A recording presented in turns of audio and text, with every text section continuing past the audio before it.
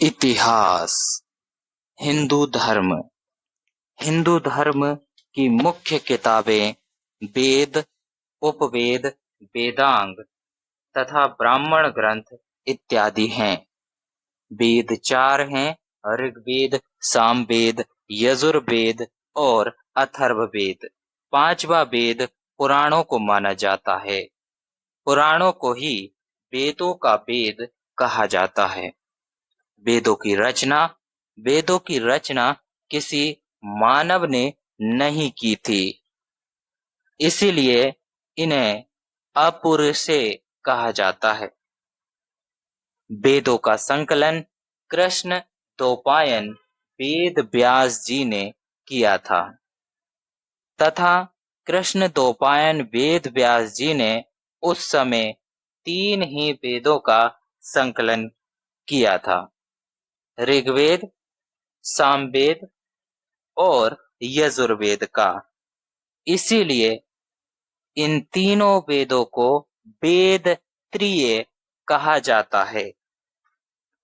चौथे वेद अथर्ववेद की रचना उत्तर वैदिक काल में हुई थी, अतः वेद त्रय में अथर्ववेद को नहीं रखा जाता है। पहला वेद है ऋग्वेद। इसमें मंत्र अर्थात ऋचाओं की संख्या बहुत ज्यादा है। इसमें ऋचाओं की संख्या बहुत अधिक होने के कारण इसे ऋग्वेद कहा जाता है। ऋग्वेद का गायत्री मंत्र, जो कि सूर्य भगवान के लिए है, बहुत प्रसिद्ध है। गायत्री मंत्र ऋग्वेद के तीसरे मंडल में है। पहली बार शूद्र शब्द की चर्चा ऋग्वेद में आई है और ये ऋग्वेद के 10वें मंडल में आई है। ऋग्वेद सबसे प्राचीन व सबसे बड़ा वेद है। ऋग्वेद में कहा गया है कि किसी भी व्यक्ति की जाति का निर्धारण उसके कार्य के अनुसार होगा, वंश के आधार पर नहीं। किंतु अथर्ववेद के आने पर अर्थात उत्तर वैदिक काल में जाति वंश के आधार पर हो गई थी। ऋग्वेद में 10 मंडल हैं, 1028 सूक्त हैं तथा 10,580 ऋचाएं हैं।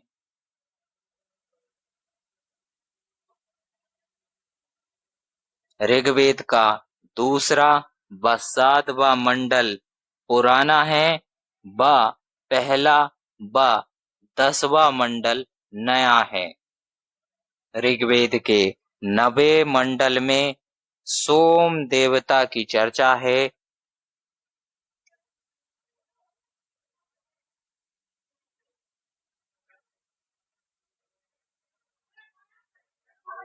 दूसरा वेद है सामवेद। सामवेद संगीत से संबंधित है। इसमें 1875 मंत्र हैं, किंतु वास्तव में 99 मंत्र ही सामवेद के मूल मंत्र हैं। बाकी मंत्रों को ऋग्वेद से ग्रहण किया गया है। सामवेद में 7 सुरों का वर्णन है। तीसरा वेद है यजुर्वेद। यजुर्वेद युद्ध व यज्ञ से संबंधित है। इसमें 1990 मंत्र हैं। इसके 2 भाग हैं: कृष्ण यजुर्वेद, जो कि गद्य मतलब कहानी में है। दूसरा शुक्ल यजुर्वेद जो कि पद्य मतलब कविता में है। चौथा वेद है अथर्ववेद। अथर्ववेद जादू टोना व वशीकरण और चिकित्सा से संबंधित है। इसकी रचना उत्तर वैदिक काल में हुई थी। अथर्ववेद में 6000 मंत्र है। अथर्ववेद में पाटलिपुत्र को अछूतों की नगरी कहा गया है व इसके गंगा जल को अधिक महत्व का नहीं माना गया है,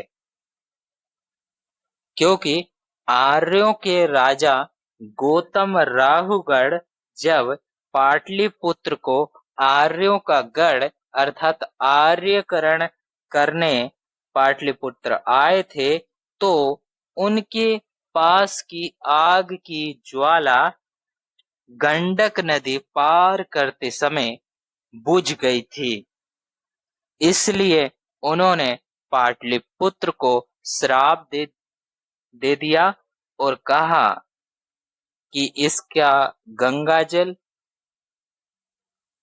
अधिक महत्व का नहीं माना जाएगा।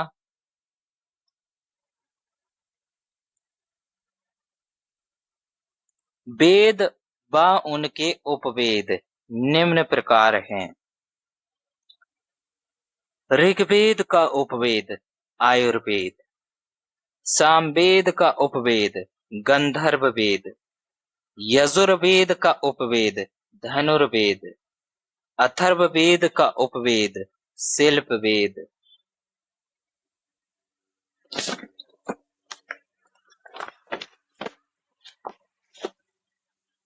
वेद और उनके ज्ञाता। ऋग्वेद के ज्ञाता होत्री, सामवेद के ज्ञाता उद्गाथा, यजुर्वेद के ज्ञाता अधर्व्यु, अथर्ववेद के ज्ञाता ब्रह्मा।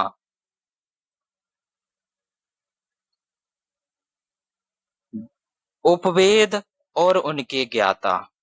आयुर्वेद के ज्ञाता प्रजापति, गंधर्ववेद के ज्ञाता नारद, धनुर्वेद के ज्ञाता विश्वामित्र, शिल्पवेद के ज्ञाता विश्वकर्मा। ब्राह्मण ग्रंथ। ब्राह्मण ग्रंथ वेद के होते हैं। ऋग्वेद के ब्राह्मण ग्रंथ ऐतरे और कौस्तकीय है। सामवेद का ब्राह्मण ग्रंथ पंचबिस है। यजुर्वेद का ब्राह्मण ग्रंथ तेतरे और शतपथ है। अथर्ववेद का ब्राह्मण ग्रंथ गोपथ है। अरण्यक। अरण्यक वे हैं जो जंगल में बैठकर लिखे गए थे। इनमें ऋग्वेद, सामवेद, यजुर्वेद आते हैं। अथर्ववेद प्रारंभिक नगरीय स्थानों में बैठकर लिखा गया था, अतः अथर्ववेद को अरण्यक के अंतर्गत सम्मिलित नहीं किया जाता है। वेदांग। वेदों के अंग वेदांग होते हैं। ये 6 हैं। पहला व्याकरण, दूसरा ज्योतिष, तीसरा निरुक्त, चौथा शिक्षा, पांचवा कल्प और छठवा छंद। वेदांग वेदों को पढ़ने व समझने के लिए सहायक होते हैं।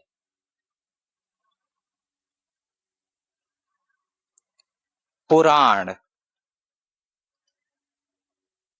भारत के प्राचीन राजवंशों व भारत की प्राचीन संस्कृति की जानकारी या उसका वर्णन हमें पुराणों से प्राप्त होता है। कुल पुराणों की संख्या 18 है, जिनमें प्रमुख है पहली विष्णु पुराण। इसमें मौर्य वंश की जानकारी मिलती है। दूसरी मत्स्य पुराण। इसमें सातवाहन वंश की जानकारी मिलती है। मत्स्य पुराण में ही विष्णु भगवान के 10 अवतारों की चर्चा है। तीसरी वायु पुराण। इसमें गुप्त वंश की जानकारी मिलती है। इसमें लिखा है कि समुद्रगुप्त का घोड़ा 3 समुद्र का पानी पीता था। वो कौन कौन से समुद्र थे? वो थे अरब महासागर, हिंद महासागर और बंगाल की खाड़ी। इसका मतलब ये हुआ कि समुद्रगुप्त का साम्राज्य बहुत विशाल था, हिंद से लेकर अरब तक और अरब से लेकर बंगाल की खाड़ी तक।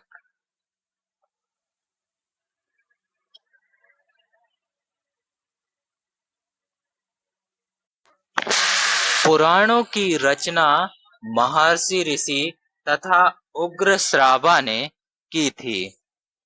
पुराणों को 5वां वेद या वेदों का वेद भी कहा जाता है। उपनिषद। उपनिषद का अर्थ होता है गुरु के समीप बैठकर ज्ञान प्राप्त करना। उपनिषदों की संख्या 108 है, किंतु 13 उपनिषदों को ही मान्यता मिली हुई है। उपनिषदों में राजपूतों को अधिक महत्व दिया गया है। प्रमुख उपनिषद निम्नलिखित हैं। पहला मुंडकोपनिषद। इसमें सत्यमेव जयते शब्द की चर्चा है। दूसरा बृहद नारायण उपनिषद। यह सबसे प्राचीन तथा सबसे बड़ा उपनिषद है। अलोपनिषद। यह सबसे नवीन उपनिषद है। इसकी रचना अकबर के काल में हुई थी। चौथा कठोपनिषद। इसमें यम एवं नचिकेता की चर्चा है। इसमें ओम शब्द के महत्व को दर्शाया गया है। पांचवा जलोपनिषद। इसमें ब्रह्मा, विष्णु एवं महेश अर्थात त्रिमूर्ति की चर्चा है। स्मृति साहित्य। स्मृति साहित्य में प्राचीन राजवंशों की तथा भारत की प्राचीन संस्कृति की जानकारी मिलती है। स्मृति साहित्य की संख्या 36 है। प्रमुख स्मृति साहित्य निम्नलिखित हैं।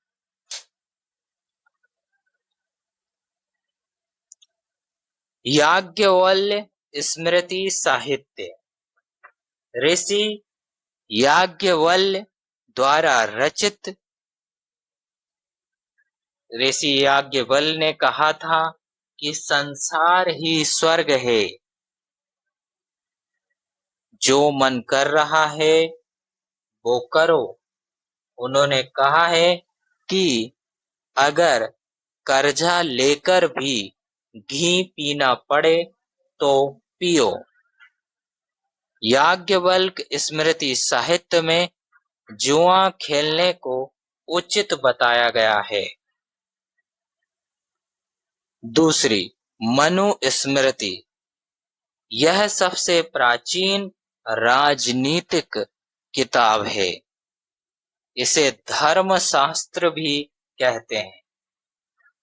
मनु स्मृति में शासन प्रशासन कर्मचारी नियंत्रण आदि कई अच्छी बातें बताई गई हैं, लेकिन इसमें महिलाओं व दलितों अर्थात शूद्रों को बहुत निम्न कोटि का दिखाया गया है और उच्च जातियों की श्रेष्ठता बताई गई है। इसमें लड़के की विवाह आयु 25 वर्ष व लड़की की विवाह आयु 12 वर्ष बताई गई है। इसमें 8 प्रकार के विवाहों की भी चर्चा मिलती है। मनुस्मृति में ही 16 संस्कारों की चर्चा है। दाह संस्कार अंतिम संस्कार होता है। मनुस्मृति में 3 ऋणों की चर्चा है। पहला देव ऋण मतलब देवताओं का ऋण, दूसरा ऋषि ऋण अर्थात शिक्षकों का ऋण, तीसरा पितृ ऋण अर्थात पिता का सम्मान करना, उनका ऋण चुकाना।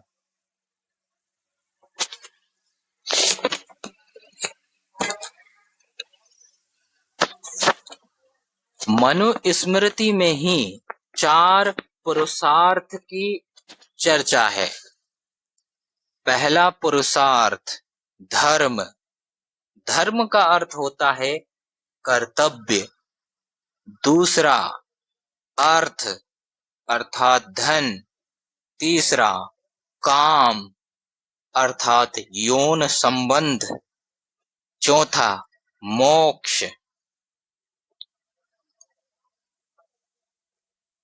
भारत की संस्कृति के अनुसार जीवन को 4 भागों में बांटा गया है और इन्हें आश्रम कहा जाता है,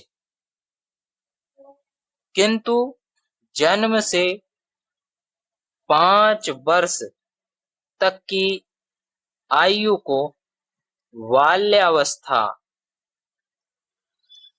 या शिशु अवस्था के अंतर्गत रखा गया है। इसके पश्चात ही ये 4 आश्रम प्रारंभ होते हैं। इनकी भी चर्चा मनुस्मृति से हमें मिलती है। पहला आश्रम ब्रह्मचर्य। ये जीवन की 5 वर्ष की आयु से 25 वर्ष तक रहता है। ब्रह्मचर्य आश्रम के अंतर्गत आपका कर्तव्य होता है कि आप गुरुकुल में शिक्षा प्राप्त करें। दूसरा गृहस्थ जीवन। ये 25 से 50 वर्ष की आयु तक होता है। इसमें आपका कर्तव्य परिवार के साथ रहना और पारिवारिक कर्तव्यों को करना होता है। तीसरा वानप्रस्थ। ये 50 वर्ष की आयु से 75 वर्ष की आयु तक रहता है। इसमें आपका कर्तव्य होता है कि आप सामाजिक व पारिवारिक दोनों ही दायित्वों को बराबरी से निभाएं। चौथा सन्यासी जीवन। यह 75 साल की आयु हो जाने के पश्चात प्रारंभ होता है और इसमें आपका कर्तव्य होता है कि आप वन में अर्थात जंगल में जाकर तपस्या करें। नोट: विष्णु स्मृति व नारद स्मृति में गुप्त वंश की जानकारी मिलती है, जबकि मनु स्मृति तथा याज्ञवल्क्य स्मृति से मौर्य काल की जानकारी मिलती है, जबकि विष्णु पुराण में मौर्य काल की जानकारी मिलती है।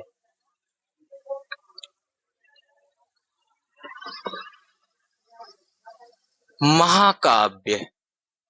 बहुत बड़ी रचना को महाकाव्य कहा जाता है। महाकाव्यों की संख्या 2 है, रामायण व महाभारत। रामायण रामायण की रचना वाल्मीकि ने की थी। रामायण के प्रारंभ में श्लोक 12,000 थे, किंतु वर्तमान रामायण में 24,000 श्लोक हैं। रामायण में 7 कांड अर्थात भाग होते हैं। सबसे बड़ा कांड युद्ध कांड है तथा सबसे प्रसिद्ध कांड सुंदर कांड है और सबसे छोटा कांड किष्किंधा कांड है।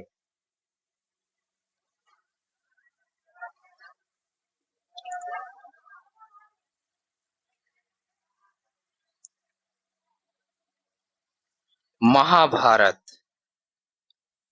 महाभारत की रचना वेद व्यास ने की थी। महाभारत का प्रारंभिक नाम जय संहिता अर्थात जीतने का कानून था। महाभारत का युद्ध 18 दिन चला था। इन्हीं 18 दिनों को महाभारत में 18 पर्व के रूप में वर्णित किया गया है। महाभारत के प्रारंभ में 8,800 श्लोक थे। वर्तमान महाभारत में 1,11,000 श्लोक हैं। महाभारत का सबसे महत्वपूर्ण पर्व भीष्म पर्व है। इसी पर्व को भगवत गीता या गीता कहा जाता है। इसमें अर्जुन तथा कृष्ण के वार्तालाप की चर्चा है। महाभारत का छठा पर्व ही भीष्म पर्व है। धन्यवाद।